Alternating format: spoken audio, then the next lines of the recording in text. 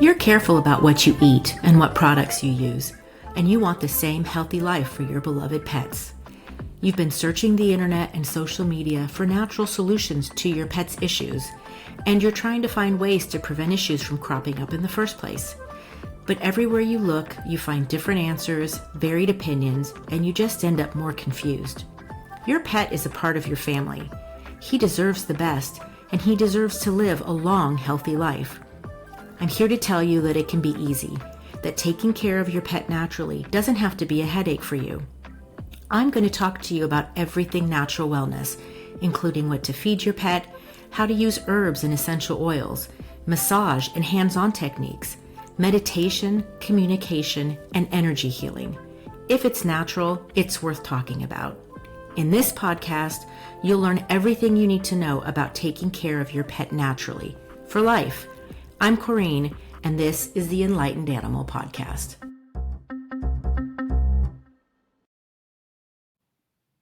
Hello, and welcome to this episode of the Enlightened Animal Podcast.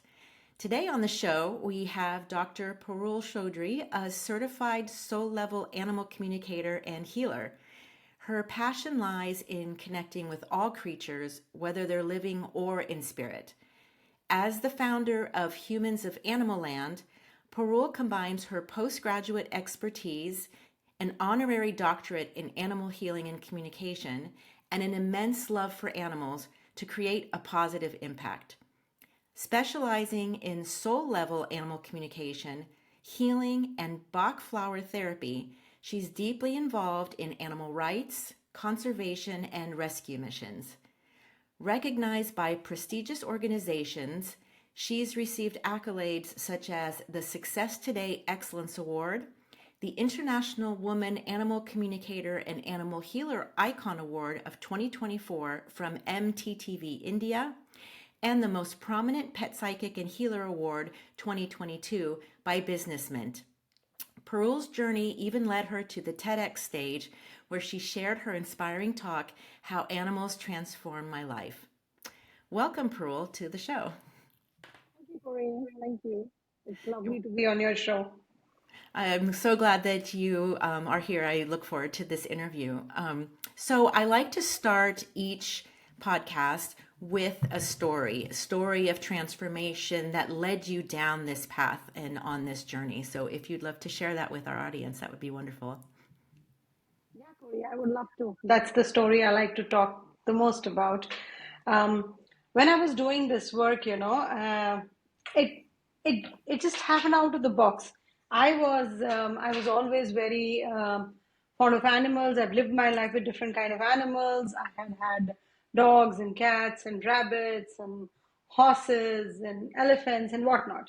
So well, I was growing up, I always knew that I could have this deep connection with animals. Like I would go to the barn, talk to the animals, or sit with my dog and have a conversation without feeling that I'm not getting information from the other side. It always felt a two-way thing happening.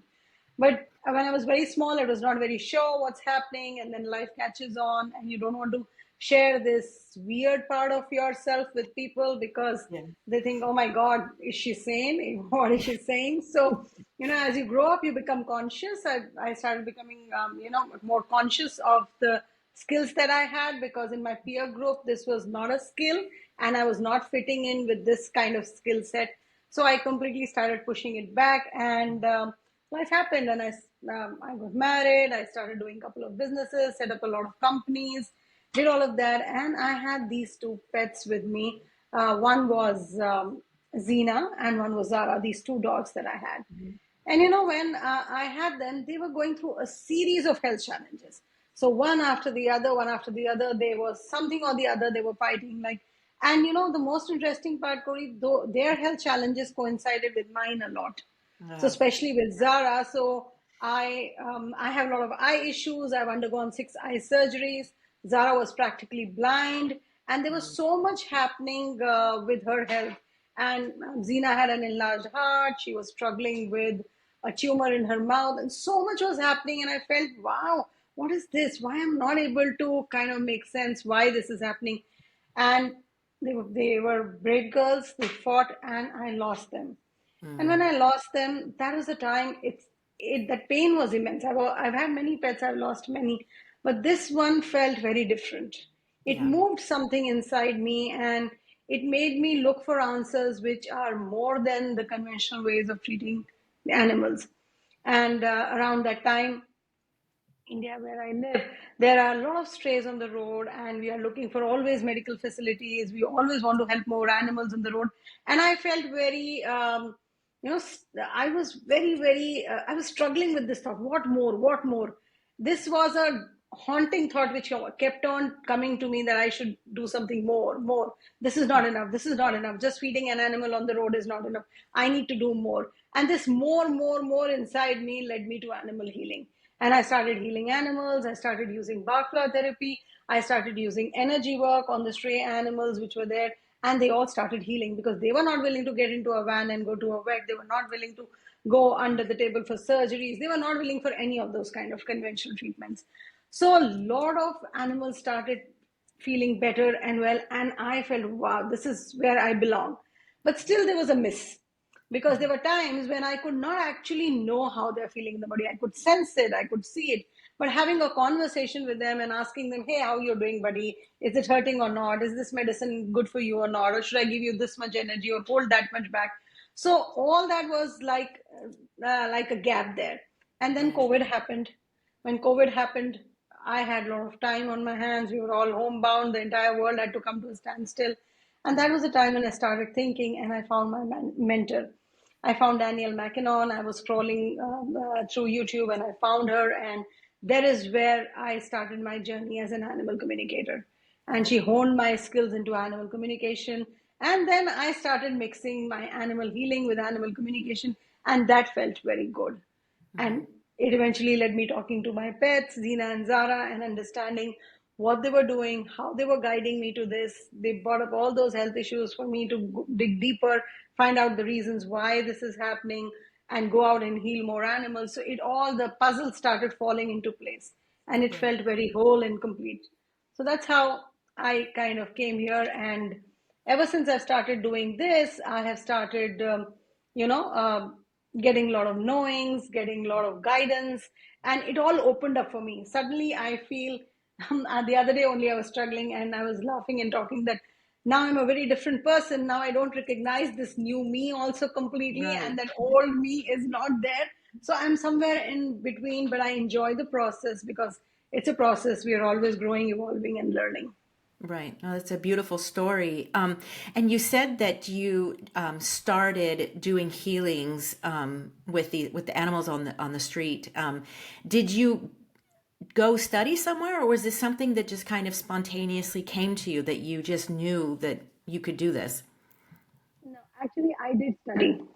Okay. I went because I wanted to heal them, and Right. I met. And that point of time, there was a colleague of my. There was a co-parent in the school where my son goes to, and he told me that there is something very interesting happening. You're so inclined to all these things. Why don't you check out energy work? I said, what energy work? He says, just try and see how it feels. I said, okay, I'll go. I'm very open to trying things, and I love things which are nice and aligned and sink in with the whole energy. So I went there. I just sat down, and this was a pranic healing class, and they were teaching pranic healing. Pranic healing is a very powerful modality which has many different branches. So I like this modality because in one energy work modality, you have many more. So they're Right. teaching you how to deal with emotions, how to physically heal the body, how to remove thought forms, how to remove, your preset patterns. There is a lot in that modality. And the first one was amazing. I went there, I liked it. I could feel energy circling in my hands. That was so Mhm. exciting. When I went there, I could see, oh, wow, this is how energy moves. Oh, this goes there. I was like a small child, Corine, bouncing there Yeah. with joy and trying to experiment and see all things. And that's how my journey started. So from Okay. one to the other, and that led me to another modality which I really love, and that is let the animal lead method Right. of Caitlin, where we both happen to be together there. Yes. So I like that modality as well. I like the Reiki energy. I like how the energy flows. And what I like about that is, just by sitting in one space, getting that energy, we can heal so many at the same time. So Yeah. let the animal lead method was so exciting because it brought in more openness to it, and we can expand ourselves more. Because at the end of the day, the struggle of every energy worker is that I'm just one, and this is all I can do. So I have my everybody has their limited hours and the capacity. But Yes. let the animal lead method opened up our power and capacity and capability to go out and reach out to more animals. And do you find that because you have different types of training and different types of energy healing, do you find that when you're working with a client or with a stray animal, do you find that does it just naturally come to you what would be best in that situation, or do you combine them? How do you make that distinction of how you're going to work? Initially, I was taking I would say the load of thinking all this through and saying which is good for him or which modality should I put. Mhm. Now I made my life easy. I just go and ask them, look, buddy, I have this. So which one do you pick? So most Ah, of the time they pick their own, and I feel that's always the best. Like even in pranic healing we have different modalities where I can use my hands, I can use crystals, I can I can just send out energy, I can do intention. So there are a lot of things that we can do. So I ask the animal what is best suited for you, and they usually come up and they tell me this is what they want. I And love that you're bringing in then the animal communication portion, and you're basically saying, here, tell me what you need, as opposed to taking the road of what most people do, and a lot of healers still do, is like, well, I have the knowledge, this is what I'm going to give you. I kind of like how you've turned it around in the other direction, and kind of using all your different modalities and knowledge to kind of make them the decision maker. That's a really beautiful way to work with them, I think. I think that credit also I'll give to one of my pets at home, Scooter, who you Hmm. see a lot on my Insta page. He was the one who said, "Why do you struggle?" Because one day I was just thinking and I was struggling. Oh God, I have to go and heal this animal. What should I do? Should I do this? Should I do that? And I was up in my head thinking, and I Hmm. just looked at him and I asked him, "What do you think, buddy?" And he said, "Just let them choose." That was the Yeah. knowing that came to me, and I said, "Okay, that's it." So I feel once we are open to our animals, they are Hmm. always helping and guiding us in so many ways. They are definitely the greatest teachers, aren't they? They They really are are. absolutely. Yeah. And how have you found, I know you do a lot of work. I know that it's a huge problem in India, the stray animals, and I'm sure all these rescue organizations that exist are overflowing and doing as best they can. And how do you find that this type of work helps you in those situations when you're dealing with animals that aren't necessarily comfortable because they've been on the street or they've been abused, and you're trying to go in and bridge this gap and help them? How do you find that using your energy healing and animal communication works in situations like that, where it's not the family pet that is just peeing on the rug? This is a lot, they have a lot bigger traumas. That's a very good question, Corey. What happens is, like you said, we have pets. Your pet is there, you are taking care of it, and you're welcoming an energy healer or an animal communicator in your space to work with them. Vis-a-vis the situation that you're talking about, where there are a lot of animals on the road, they're traumatized, I feel there is where the let the animal lead method works so beautifully, because I can just be in my space, have them all, invite them energetically into my space, and work on a larger level. That is one way that's pretty much what I do almost on a daily basis. Hmm. Because there is some animal or the other who's injured, there is some animal or the other who needs food or rest or shelter or just a loving hug. Because most of the time all they need, they can fend for their food, they'll be able to take care of themselves. That all they can do, all they need is a little compassion and love coming from the humans, which sometimes is very difficult. I don't know why, but it becomes very difficult for humans to give that to them. Right. So when I sit with them in that healing, and I bring out the energy, I'm just sending out love and love and love to them, because that's what heals them the fastest. That is one way I do it. The other way is, yes, I go to the shelters, and if there are specific issues, there is where I sit in the shelters and I heal the animals and I do that healing. But again, there is a limitation to it, because again, that's one person trying to do that one energy work on one animal, where there are hundreds who need it. So that is why I was led to the let the animal lead method, and it has worked fabulously well there. That's wonderful. That's wonderful. And I am grateful that you are out there doing that work. We need more people like you know, helping all these animals that are, like you said, just in need of love and compassion, and maybe have never had that from a human before. And you know, one person at a time, we're creating this beautiful global shift, I feel, as far as how we interact with them, and kind of see them as individual, you know, souls, and not just you know, objects like we have been in the past. So it's a beautiful shift, I think, that's happening in the world. And there's one more thing, you're saying absolutely right. This beautiful shift that is happening, it does not only require healers like us. It could be anybody. It could be just a pet parent who is looking after their own pet and sees another stray at the road. If even you can't go and pet them or you can't feed them, just give them a nice loving hug. A virtual hug also helps. You just Yes. send out that loving energy. That is all they need. They need to be looked with kindness.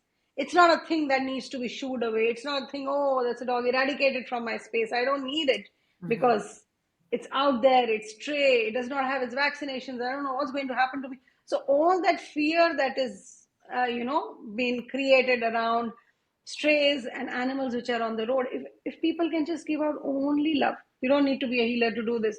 You just need to open your heart to do this. So yeah, that shift, I think, is definitely on the cards, and it's going to happen, and that's what we are all here working together for it. Yes, definitely. I say it over and over again in almost every interview about how there's definitely this, I can feel it. There's this universal shift happening, and there is definitely a change in how people are, whether it be strays, or animals they don't know, or even their own pets, and how they're interacting with them, and how they are seeing them, and it's becoming more of a, you know, partnership or parenting, to be anthropomorphic, which is a word I don't like, because I feel we need to be anthropomorphic. We've separated so much before, and I feel that now there's this coming together, that's happening all over the world, because, you know, you're in India, I've talked to people in Canada, in Australia, you know, all over the world. I'm in Europe, and it's the same. Everyone's feeling it all over the world, which is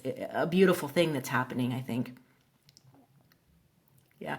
And so, I know that you work on a specialized type of animal communication. Most people know about the standard type of animal communication, if I can say standard, that, you know, oh, I want to know, you know, what my dog's favorite thing is, or I want my, you know, dog can you tell my dog to stop peeing on the rug, or things like that.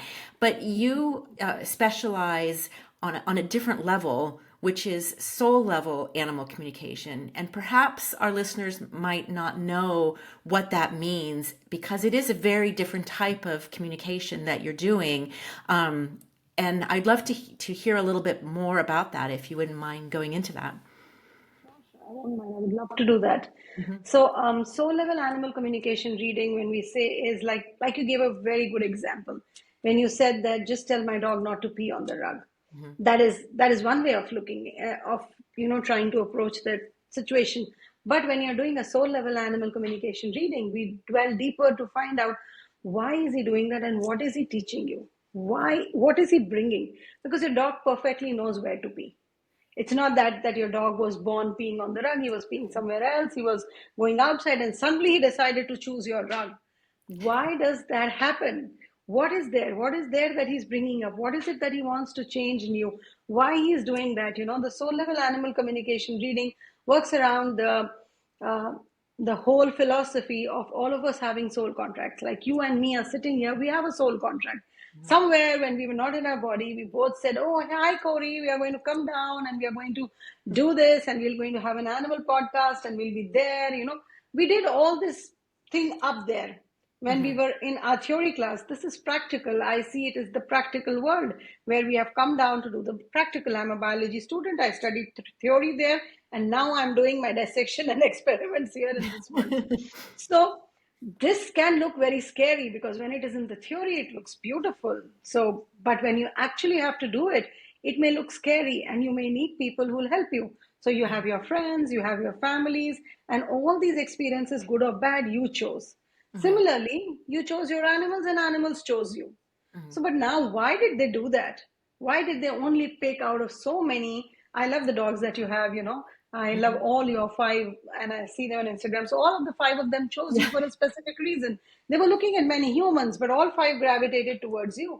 because they're trying to work with you, teach you something, help you grow. And this teaching is not like that teaching, okay, you sit down, you better do this, or you don't. No, this is a fun teaching. When they Mm-hmm. bring up these soul lessons, they're bringing up a lot of fun stuff. It may be annoying sometimes, like being on the rug, or it can be very loving, like you can just not take your eyes off your animal.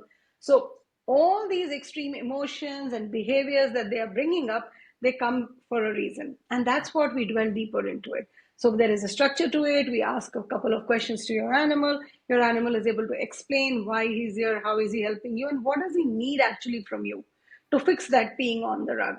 It Right. could be just, speaking up for yourself.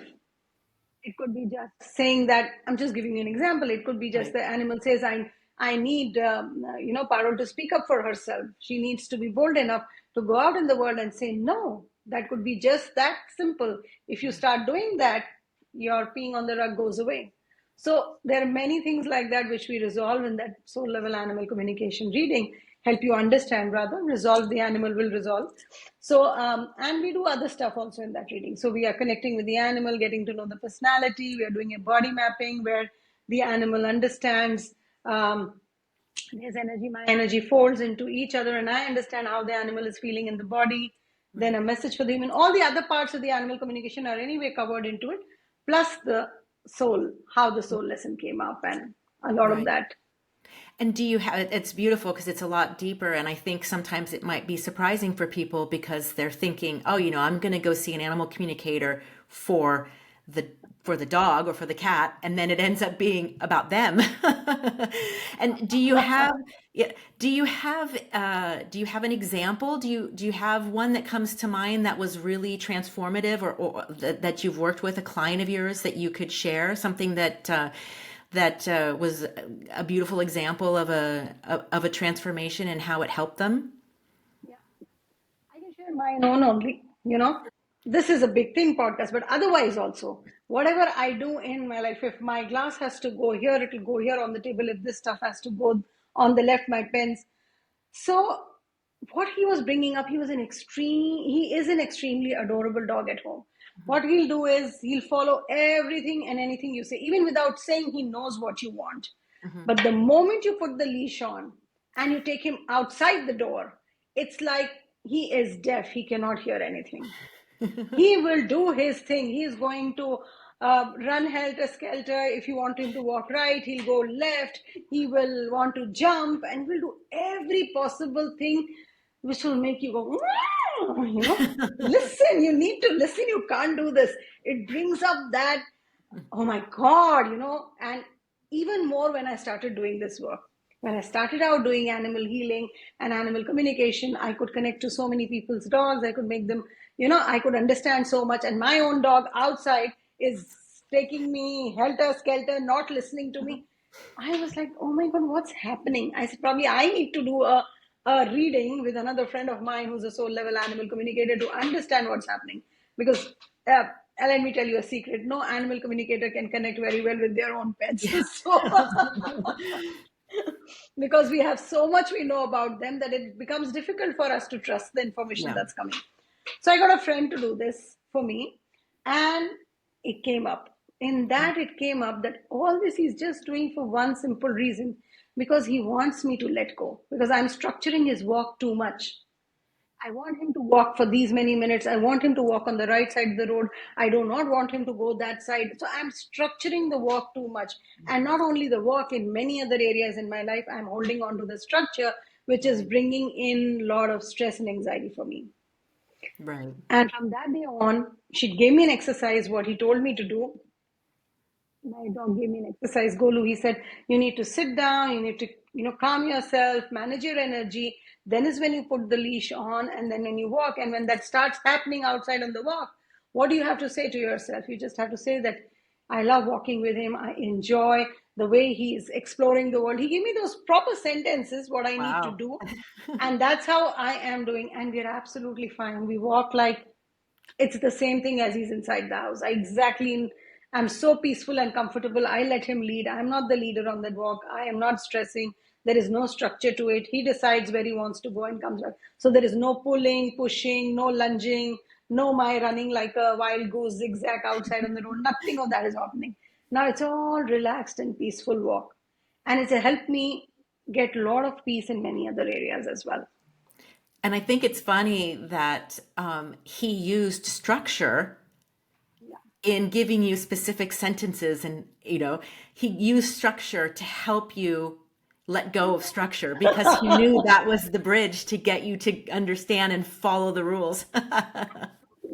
He knew if I'm going to give her something bizarre, she's not going to understand because her mind Exactly. doesn't think like that. Exactly.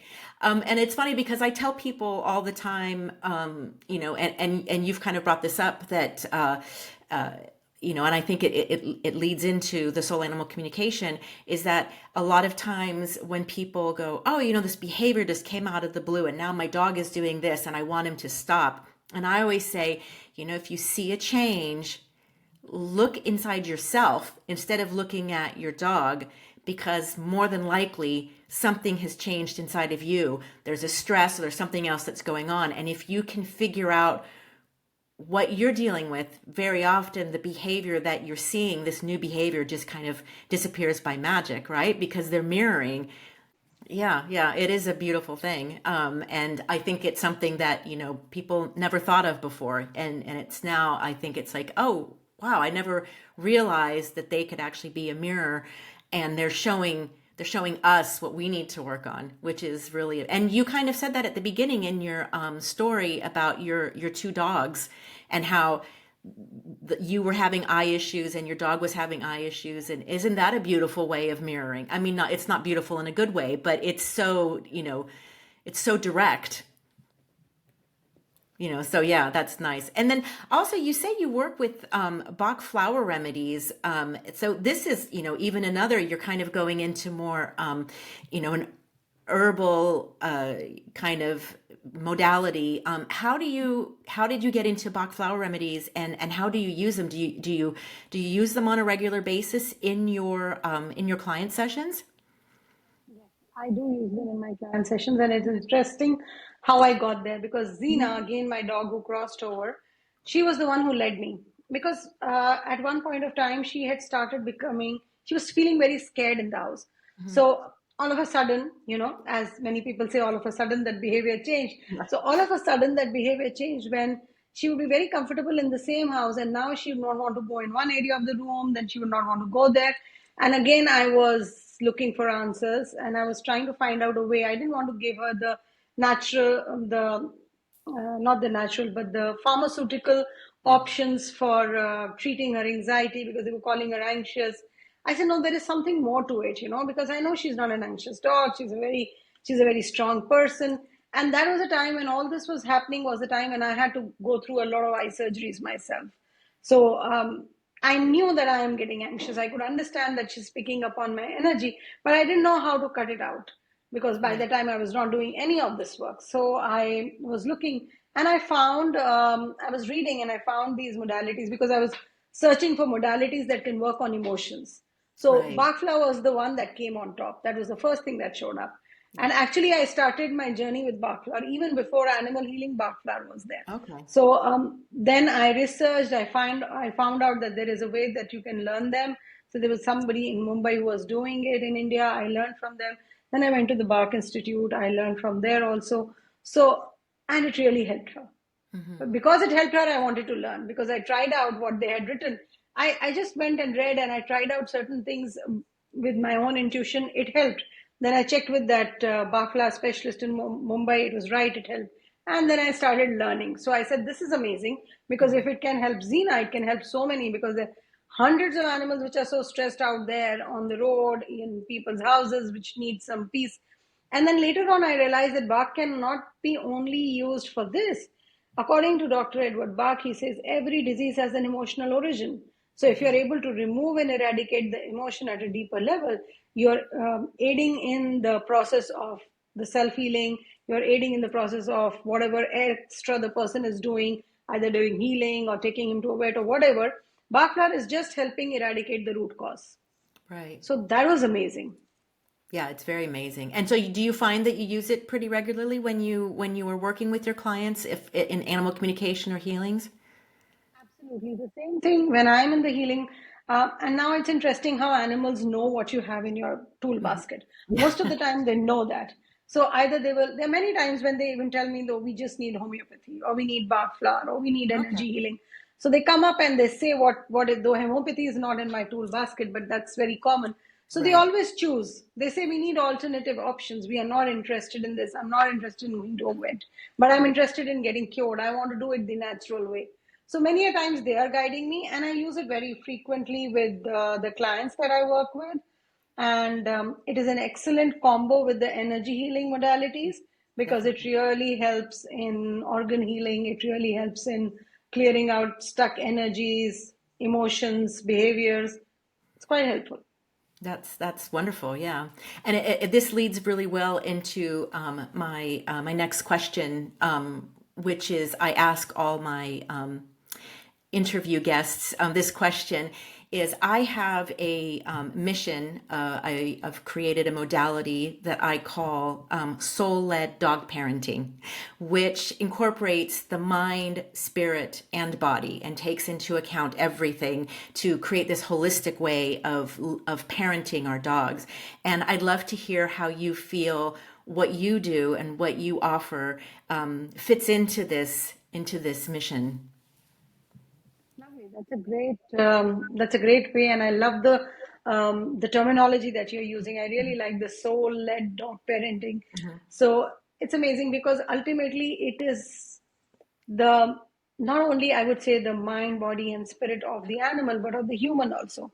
So Yes. whenever you are going at a deeper level and trying to work with your animals, indirectly you're trying to work with yourself, and they're helping you do that. So in the modality that I use, I feel Baklar is a very good mix because it helps manage the emotions of both. Sometimes I'm giving the remedy to the pet parent and the pet both, Okay. Yeah. because it's like they're absorbing it they're mirroring it, they're absorbing it, and that's why they have it.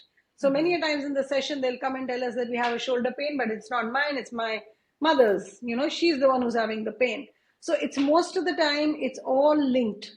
So when we Right. give remedy to both of them, they find a lot of peace. Once you find peace, you're able to heal better. You're able to, Hmm. kick in the self-healing process. Plus, we are able to do a lot with energy healing. When we do energy healing helps like you're doing. You do lovely healing work. I see you do those, um, those lives where you are doing meditation or Oh, you're yes, sending out my healing. free meditations. Yeah. Free meditations. I like what you do in your free meditations. Hmm. That's an excellent way of aligning the energy Hmm. to self healing, to releasing, to clearing. So, all these things put together, and the most important, I would say, is animal communication, because when you Yeah. talk to them, it's very important to be heard, to be understood. Yeah. So, all this brings in a lot of peace. Their mind, their body, their spirit, everything is aligned, and it is beautiful. And I love the soul level. I can say the soul level animal communication reading would be an excellent way of Yeah. summing it all up. Yeah, definitely. No, I definitely see you kind of hit on all parts of it. And I do love, little last thing there, I love that you said that you give the Bach flowers sometimes to the human and the animal, which is something I've never heard before because I have used Bach flowers in the past and I've been to practitioners and they always just focus on the dog. And I love that you incorporate that extra piece in. I think that it's probably a missing component in a lot of really complete healings using Bach flowers. So that's it's a lovely extra piece that you add in there. So thank you for that. And do you have any last words or thoughts that you'd like to share with our audience before we finish up? Yeah, I would love to tell the audience who are listening to us today that my mission and my goal here is that after you've heard this talk, you've I'm sure you're here on the show and you hear a lot of Corine talk. Change the way you look at the animal, because it's much more than those just fur or forelegs or the feathers. There is more to it. And even when I'm saying that, I'm getting goosebumps Hmm. because that animal has so much more to offer you only if you are willing and open to take it. You just have to be present. You just have to be there. Stop all that you're doing. Even if you're walking on the road, passing by, you see an animal, or there's a bird which comes by your window and sits. If you're doing something, just drop your pen and pencil and just look at the bird, gaze into her eyes, and you will see something shift inside you. A piece of you changes. They have that capability, they have that power to propel you on the road of your own self healing, self journey, improving whatever you are doing in life. Like, I am totally a byproduct of all the work that my animals have done on me. Yeah. This is the product that they have created. I laugh it out and I tell them thank you so much, because they have made me come to this point just by being with them, sitting with them. So I would encourage, if you've got a pet at home, or you're just a person who loves animals and pets them on the road or sees them somewhere, just spend that one extra minute and say, I see you. I'm here to love you. I'm here to share my heart with you. And I'm sharing my love with you. And thank you for being here. Just these simple things will bring in so much of transformation in your life, because it's changed completely mine. So I'm a live, living, kicking product, which you can see how animals have helped me. What a beautiful way to end. And yes, definitely. I bless every animal that I see. I just tell them I'm grateful for their presence. So what a beautiful way to end this interview. Thank you so much for that. It was a very powerful statement, and I'm sure it has touched a lot of people who are listening. So thank you for that. And if people want to connect with you, find out more about you, where can they find you online? They can find me on Instagram. They can find me on my website, www.parulchaudhri.com. And my Insta page has actually a lot, Humans of Animal Land. That is where they can find me. These are Okay. the two places they can find me. Okay, and those will be in the show notes as well. So, in case anybody didn't catch that. So, well, Parul, thank you so much for having spent this time with me on the podcast. It was a wonderful, very enlightening talk, and I'm very grateful for you. So, thanks so much. Thank you, Gureen. Thank you for having me. It was a pleasure being here and meeting you and your lovely guests. Thank you. Thank you. Well, thanks so much, listeners, for spending time with us, and we'll catch you on the next episode. Bye bye. Bye.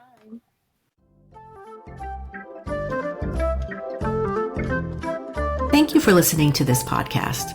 If you're the kind of person who likes to help others, then share this with your friends and family who have pets. If you have found value, they will too. If you have questions, I'm here to help.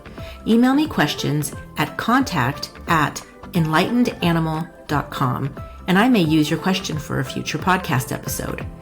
If you want more, check out my website at www.enlightenedanimal.com. Finally, I have a personal request. Please leave a review wherever you're listening to this podcast, ideally a positive one, so we can reach more people and help more animals' lives. Thanks for listening.